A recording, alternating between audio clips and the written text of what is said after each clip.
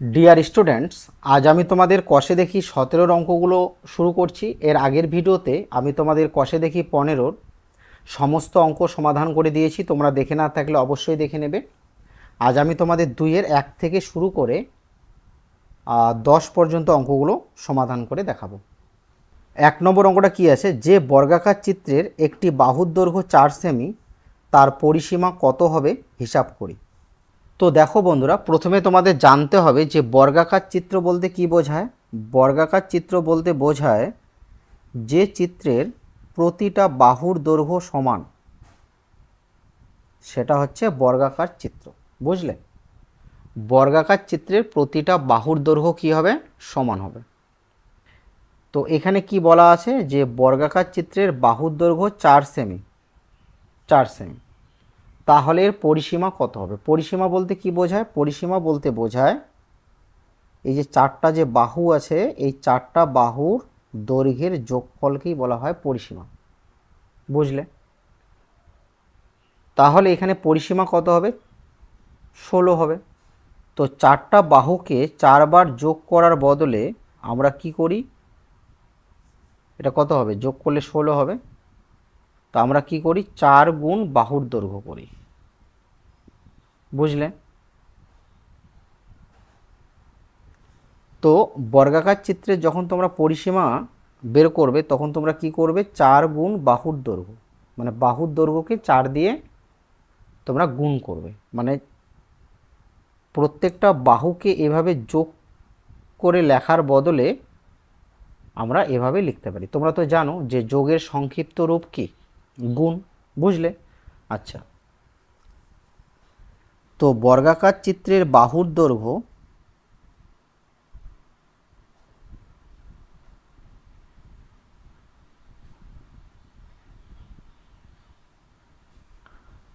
বর্গাকার চিত্রের বাহুর দৈর্ঘ্য কি আছে? 4 সেমি। ঠিক আছে, তাহলে লিখব বর্গাকার চিত্রের পরিসীমা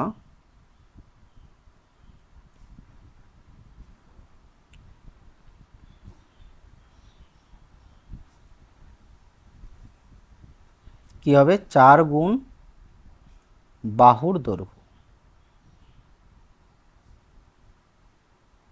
4 দিয়ে যে কোনো একটা বাহুর দৈর্ঘ্যকে গুণ করবে। কেমন?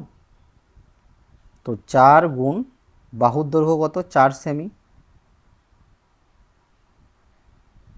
তাহলে গুণ করলে কত হবে? 16 সেমি। বুঝলে?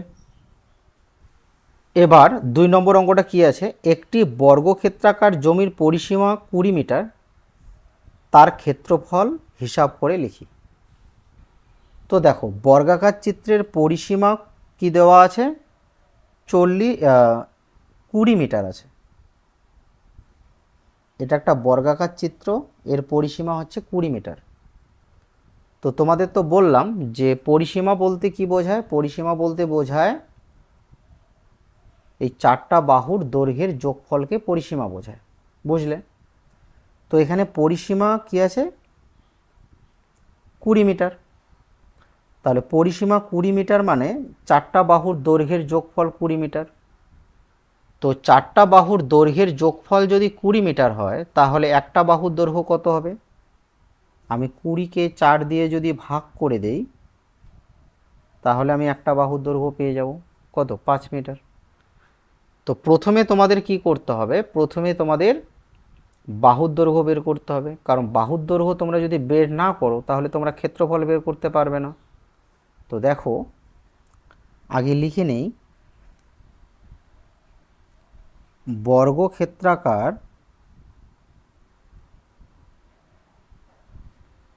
জমির পরিসীমা, বর্গক্ষেত্রাকার জমির পরিসীমা 20 মিটার দেওয়া আছে। বুঝলে? এবার লিখব বর্গক্ষেত্রাকার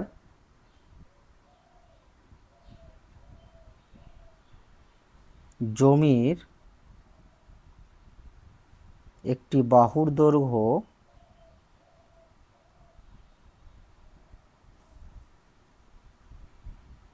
কি কি করব, পরিসীমাকে 4 দিয়ে ভাগ করব, কত হবে, 5 মিটার হবে। বুঝলে? তো বর্গক্ষেত্রাকার জমির বাহুর দৈর্ঘ্য কত পাওয়া গেল, 5 মিটার। তো যেহেতু জমিটা বর্গক্ষেত্রাকার তাই তার প্রত্যেকটা বাহুর দৈর্ঘ্য সমান হবে, তাই না? আচ্ছা, এটা তোমাদের 2 নম্বর অঙ্ক। হ্যাঁ, এটা তোমাদের 2 নম্বর, আর এটা হচ্ছে তোমাদের 2-এর 1 নম্বর অঙ্ক। তো বর্গক্ষেত্রাকার জমির একটি বাহুর দৈর্ঘ্য পাওয়া গেল। এবার আমাদের কি বের করতে হবে, ক্ষেত্রফল। তো লিখব যে সুতরাং বর্গক্ষেত্রাকার জমির ক্ষেত্রফল। তো তোমাদের এবার জানতে হবে ক্ষেত্রফল কোনটা। ক্ষেত্রফল হচ্ছে এটা। বুঝলে? কোনো একটা ক্ষেত্র যতটা জায়গা দখল করে থাকে তাকে আমরা ক্ষেত্রফল বলবো, মানে ওটা হচ্ছে ওই ক্ষেত্রের ক্ষেত্রফল। বুঝলে? মানে ধরে নাও তোমরা এখানে একটা খাতা রাখলে, এই খাতাটা যতটা জায়গা দখল করলো সেটাই হবে ওই খাতাটার ক্ষেত্রফল। বুঝলে? তো বর্গক্ষেত্রাকার জমির ক্ষেত্রফল আমরা কিভাবে বের করব, বাহুর দৈর্ঘ্যকে বাহুর দৈর্ঘ্য দিয়ে গুণ করব। বুঝলে?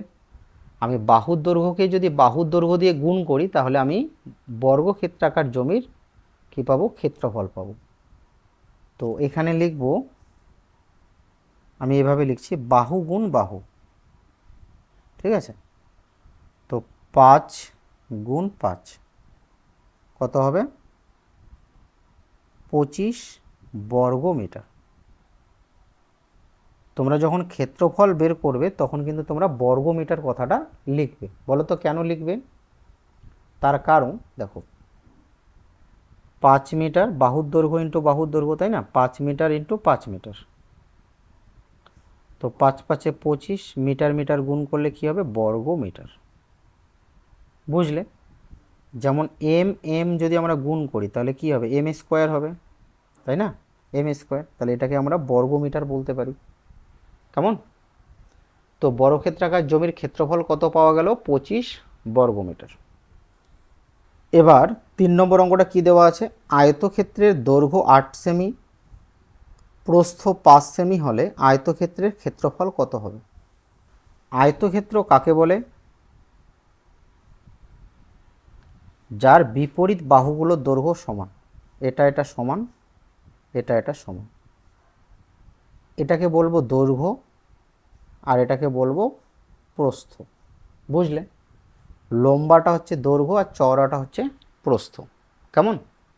তো দৈর্ঘ্য দেওয়া আছে 8 সেমি, এটা 8 সেমি হলে এটাও 8 সেমি হবে। আর প্রস্থ 5 সেমি, এটা 5 সেমি হলে এটাও 5 সেমি হবে। তো এর ক্ষেত্রফল কত, ক্ষেত্রফল মানে এই যে ভিতরের জায়গাটা, মানে কতটা জায়গা দখল করে থাকবে। ঠিক আছে? সেটাই হচ্ছে ওই ক্ষেত্রের ক্ষেত্রফল। তো আগে লিখে নেব যে আয়তক্ষেত্রের দৈর্ঘ্য কি আছে, 8 সেমি, এবং প্রস্থ কি আছে, 5 সেমি। তাই তো? তাহলে আমরা লিখব যে সুতরাং আয়তক্ষেত্রের ক্ষেত্রফল। আচ্ছা, আয়তক্ষেত্রের যখন তোমরা ক্ষেত্রফল বের করবে তখন তোমরা কি করবে, দৈর্ঘ্য আর প্রস্থ গুণ করবে। কেমন? দৈর্ঘ্য গুণ প্রস্থ। দৈর্ঘ্য কত, দৈর্ঘ্য হচ্ছে 8 সেমি, আর প্রস্থ কত, 5 সেমি। তাহলে 5 8 40। যখন ক্ষেত্রফল লিখবে তখন বর্গ কথাটা লিখবে। কেন বর্গ হয় সেটা তো তোমাদের বললাম, এই যে সেমি সেমি গুণ করলে বর্গ সেমি। বুঝলে? তো আয়তক্ষেত্রের ক্ষেত্রফল পাওয়া গেল 40 বর্গ সেমি। এবার তোমাদের 4 নম্বর অঙ্কটা কি আছে, 1 বর্গ কিমি সমান কত বর্গ ডেকামিটার। বর্গ কিমি থেকে বর্গ ডেকামিটার বের করতে হবে। তো এই অঙ্কটা করার আগে তোমাদের দৈর্ঘ্যের এককগুলো জানতে হবে। তোমরা তো জানো দৈর্ঘ্যের একক হচ্ছে কি, milli, centi, deci, metre, deca, hecto, kilo. ঠিক আছে? তো millimetre, centimetre, decimetre, metre, decametre, hectometre, kilometre. ঠিক আছে? তো এখানে কি আছে, কিমি থেকে ডেকামিটার, বর্গ কথাটা পরে আসবো। ঠিক আছে? বর্গ কথাটাতে আমরা পরে আসবো, প্রথমে আমরা দেখব কিমি আর ডেকামিটার। কিমি মানে কিলোমিটার, কিলোমিটার থেকে যেতে হবে ডেকামিটার, তাহলে কয় ধাপ, 1 ধাপ 2 ধাপ উপরে যেতে হচ্ছে। তো যখন তোমরা নিচ থেকে উপর দিকে যাবে তখন তোমরা কি করবে, গুণ করবে। আর যখন উপর থেকে নিচের দিকে আসবে তখন ভাগ করবে। বুঝলে?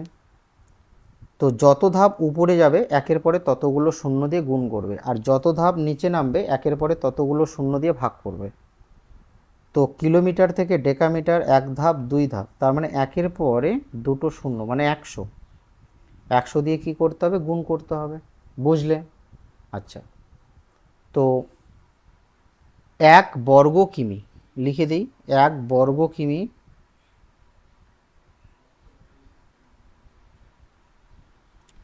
সমান কত বর্গ ডেকামিটার। তো কিমি থেকে ডেকা কত, 2 ধাপ মানে 100 দিয়ে গুণ করতে হবে। তো 100, কিন্তু বর্গ থাকার জন্য আর একটা 100 নেব, এটা তোমরা মনে রাখবে। বুঝলে? তোমরা তো জানো 100 বর্গ হচ্ছে 100 ইন্টু 100। বুঝলে কেন? কারণ এখানে বর্গ আছে। তো যখন বর্গ থাকবে তখন কি করবে, সেই সংখ্যাটাকে আবার সেই সংখ্যা দিয়ে গুণ করবে। কত পাচ্ছি, একের পরে শূন্য পাবো 4টা, অর্থাৎ 10,000 বর্গ ডেকামিটার। বর্গ ডেকামিটার। বুঝলে? তাহলে 1 বর্গ কিমি হচ্ছে 10,000 বর্গ ডেকামিটার। এবার 5 নম্বর অঙ্কটা কি আছে, 1 বর্গ মিটার কত বর্গ হেক্টোমিটার। 1 বর্গ মিটার কত বর্গ হেক্টোমিটার। তো বর্গ কথাটা পরে আসবো, প্রথমে মিটার থেকে হেক্টো। এই যে মিটার, মিটার থেকে হেক্টো, দেখো নিচে নামলে, তোমাদের বললাম নিচে নামলে ভাগ করবে। তো মিটার থেকে হেক্টো কয় ধাপ নিচে নামলে, 1 ধাপ 2 ধাপ। 1 ধাপ 2 ধাপ, তার মানে একের পরে দুটো শূন্য, অর্থাৎ 100 দিয়ে কি করতে হবে, ভাগ করতে হবে 1কে। বুঝলে? তো 1কে ভাগ করব কত দিয়ে, 100 দিয়ে। কিন্তু এখানে বর্গ থাকার জন্য আর একটা 100 নেব। বুঝলে? আচ্ছা, এখানে যদি আমরা গুণ করি তাহলে পাবো 1-এর পরে 4টা শূন্য। তো প্রথমে কি করব, 1 লিখব, এখানে শূন্য কয়টা, 4টা। ডান দিক থেকে 4টা সংখ্যার পর দশমিক বসাবো, তাহলে এখানে একটা সংখ্যা আছে, আরও 3টা সংখ্যার দরকার আছে, তাই তোমরা কি করবে, এইভাবে শূন্য বসাবে। এই যে 1 2 3 4, এই যে 4টা সংখ্যার পর দশমিক। এবার দশমিকের সামনে কিছু না থাকলে তোমরা একটা শূন্য বসায় দিতে পারো। কেমন? তো এত বর্গ হেক্টোমিটার। বর্গ হেক্টোমিটার।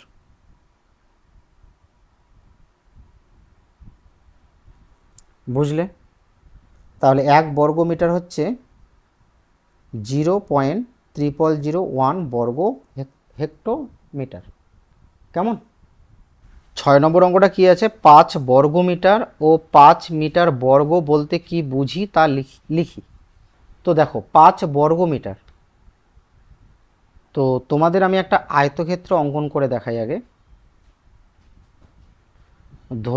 ধরে নাও যে এই আয়তক্ষেত্রের দৈর্ঘ্য হচ্ছে 5 মিটার আর প্রস্থ হচ্ছে 1 মিটার। তাহলে 5 মিটার আর 1 মিটার যদি আমরা গুণ করি তাহলে 5 বর্গ মিটার হবে। কেমন? তাহলে 5 বর্গ মিটার বলতে আমরা কিভাবে লিখতে পারি? 5 বর্গ মিটার বলতে আমরা লিখতে পারি, দেখো কিভাবে লিখছি। 5 বর্গ মিটার হচ্ছে 5 মিটার ইন্টু 1 মিটার। তাহলে কি হবে? 5 বর্গ মিটার। কেমন? আচ্ছা, এবার এখানে বলা আছে 5 মিটার বর্গ। 5 মিটার বর্গ, তো লিখব 5 মিটার বর্গ। 5 মিটার বর্গ বলতে 5-এর বর্গ করে দাও। এই যে 5 মিটার, এই যে এটা 5, তার বর্গ, তাহলে কত হবে? 25 বর্গ মিটার। 5 মিটার বর্গ হচ্ছে 25 বর্গ মিটার। বুঝলে? বা তোমরা এভাবেও লিখতে পারো 5 মিটার বর্গ। তোমরা এভাবেও লিখতে পারো 5 মিটার ইন্টু 5 মিটার। তাহলে কি হলো? 5 মিটারের বর্গ, যেমন 5-এর বর্গ 5 গুণ 5, সেরকম। তো তোমরা এভাবেও লিখতে পারো, এভাবেও লিখতে পারো। কেমন? এবার দেখো 7 নম্বর অঙ্কটা কি আছে। একটি বর্গক্ষেত্রের ক্ষেত্রফল 2 সেন্টিমিটার বর্গ হলে এর একটি বাহুর দৈর্ঘ্য কত সেন্টিমিটার? মানে একটি বর্গক্ষেত্রের ক্ষেত্রফল যদি 2 সেন্টিমিটার বর্গ হয় তাহলে এর একটি বাহুর দৈর্ঘ্য কত? দেখো 2 সেন্টিমিটার,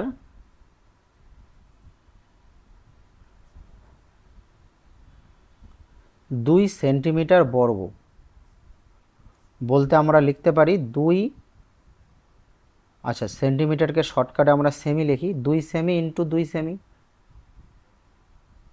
কেমন? 2 সেন্টিমিটার বর্গ মানে হচ্ছে 2 সেমি ইন্টু 2 সেমি।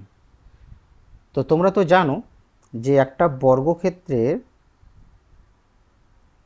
একটি বর্গক্ষেত্রের ক্ষেত্রফল আমরা কিভাবে নির্ণয় করি? বাহুর দৈর্ঘ্য গুণ বাহুর দৈর্ঘ্য, বাহু ইন্টু বাহু, বাহুর দৈর্ঘ্য ইন্টু বাহুর দৈর্ঘ্য। তার মানে এখানে লক্ষ্য করো, বাহুর দৈর্ঘ্য ইন্টু বাহুর দৈর্ঘ্য, মানে বাহুর দৈর্ঘ্যকে বাহুর দৈর্ঘ্য দিয়ে গুণ করলে আমরা ক্ষেত্রফল পাই। তো এখানে কি আছে? 2 সেন্টিমিটার বর্গ, তার মানে 2 সেমি ইন্টু 2 সেমি, তার মানে বাহুর দৈর্ঘ্য কত হবে? 2 সেমি। বুঝলে তো? তাহলে আমরা লিখতেই পারি যে একটি বাহুর দৈর্ঘ্য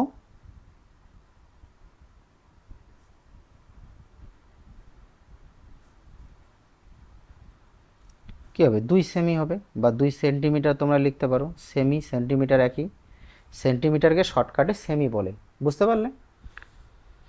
এবার 8 নম্বর অঙ্কটা কী আছে। একটি আয়তক্ষেত্র আঁকি যার ক্ষেত্রফল 30 বর্গ সেমি। হিসাব করে দেখি এই আয়তক্ষেত্রের দৈর্ঘ্য ও প্রস্থ কী কী নিতে পারি। কিন্তু যদি 40 বর্গ সেমি ক্ষেত্রফল বিশিষ্ট আয়তক্ষেত্র হয় তার দৈর্ঘ্য ও প্রস্থ কী কী নিতে পারি। তো দেখো তোমরা তো জানো যে আয়তক্ষেত্রের ক্ষেত্রফল হচ্ছে দৈর্ঘ্য গুণ প্রস্থ, দৈর্ঘ্য গুণ প্রস্থ, মানে দৈর্ঘ্য আর প্রস্থকে গুণ করলে আমরা আয়তক্ষেত্রের ক্ষেত্রফল পাবো। তো এখানে কি আছে? 30 বর্গ সেমি। তো 30 বর্গ সেমিকে আমরা কীভাবে লিখতে পারি?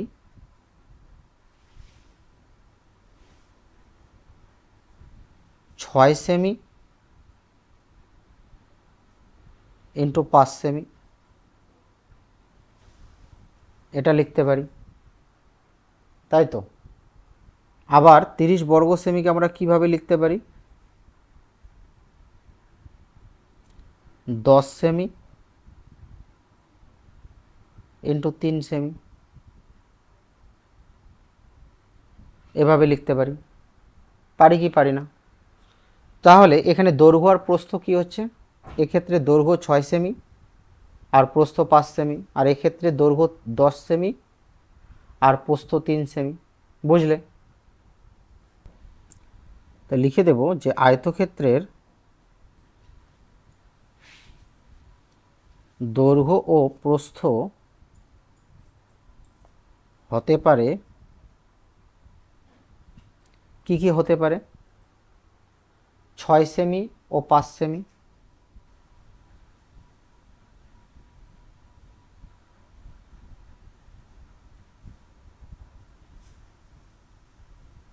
অথবা আর কি হতে পারে 10 সেমি ও 3 সেমি।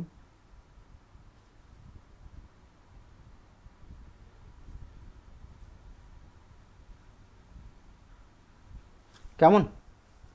এবার কি বলা আছে, এবার বলা আছে যদি 40 বর্গ সেমি হয় ক্ষেত্রফল, তাহলে দৈর্ঘ্য আর প্রস্থ কি কি হতে পারে। আচ্ছা, 40 বর্গ সেমিকে আমরা কি কিভাবে লিখতে পারি, 40 বর্গ সেমি আমরা লিখতে পারি 8 সেমি। আচ্ছা, এদিকে লিখছি 40 বর্গ সেমি, 40 বর্গ সেমি, তো আমরা লিখতে পারি 8 সেমি গুণ 5 সেমি, এটা লিখতে পারি। আর একটা লিখতে পারি 10 সেমি ইন্টু 4 সেমি। বুঝলে? আর একটা লিখতে পারি 20 সেমি ইন্টু 2 সেমি, এটা লিখতে পারি। বুঝলে? তাহলে আয়তক্ষেত্রের দৈর্ঘ্য আর প্রস্থ কি কি হতে পারে,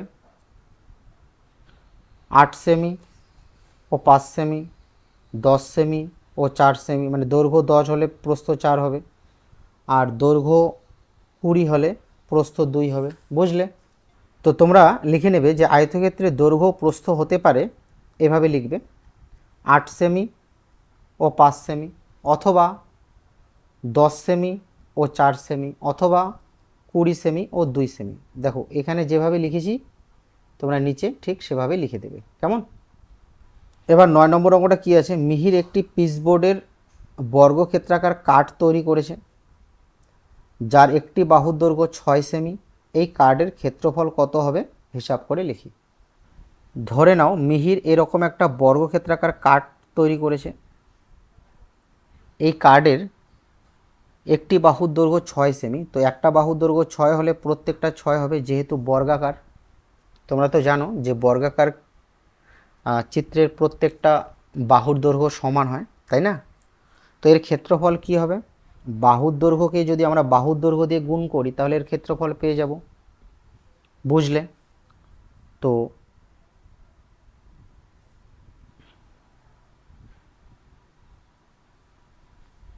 লিখে দেব যে কার্ডের ক্ষেত্রফল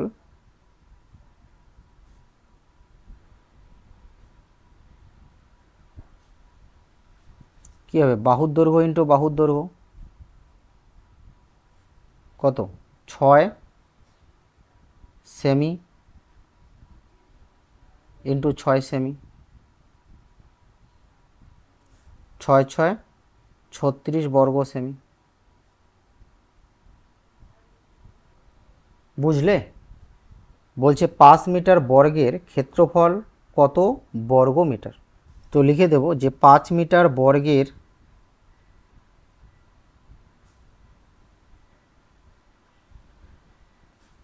ক্ষেত্রফল, দেখো 5 মিটারের বর্গ করে দিচ্ছি, তাহলে 5 মিটারের বর্গ মানে হচ্ছে 5 মিটার ইন্টু 5 মিটার, 5 5 25 বর্গ মিটার। তো তোমরা ওই ফাঁকা ঘরে 25 বর্গ মিটার লিখে দেবে। কেমন? তো আজ আমি তোমাদের 205 পেজের অঙ্কগুলো সমাধান করে দেখালাম। আমি নেক্সট ভিডিওতে তোমাদের 206 পেজের অঙ্কগুলো সমাধান করে দেখাবো। যদি আমার ক্লাসটি তোমাদের ভালো লাগে তোমরা অবশ্যই চ্যানেলটি সাবস্ক্রাইব করবে এবং ভিডিওটি অবশ্যই লাইক করবে।